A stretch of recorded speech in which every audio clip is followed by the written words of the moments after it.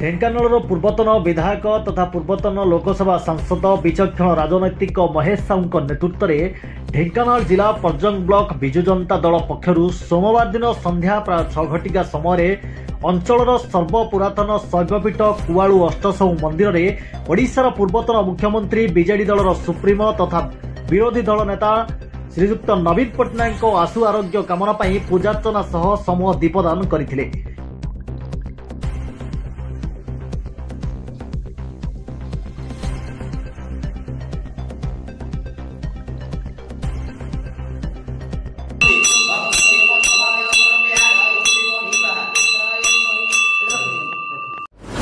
निर्वाचित प्रतिनिधि जिला परिषद सरपंच वार्ड मेंबर भल पाउथवा लोक आज नवीन आरोग्य कामना करी बाबा अष्टशंभु पाखे दीपदान करते। ओडिशावासी सरकार रे जी था ना कहीं ओडिशावासी नवीन बाबू को भल पाती, नवीन बाबू भी ओडिशावासी को भल पाती।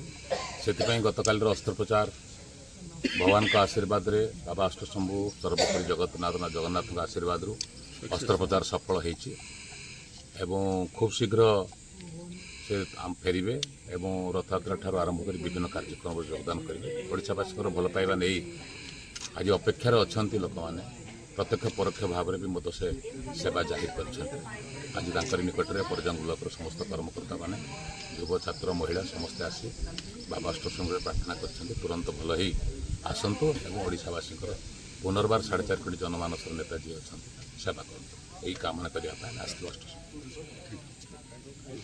ढेंकानाल बापिन कुमार साहू का रिपोर्ट MM न्यूज।